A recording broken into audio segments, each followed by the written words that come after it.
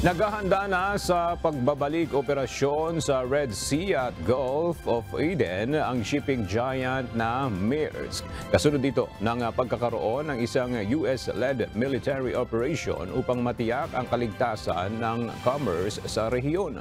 Sa unang bahagi ng Disyembre, itinigil ng shipping giant na nakabase sa Denmark ang pagpapadala ng vessels nito sa Bab el-Mandeb Strait dahil sa pag-atake sa mga barko nito.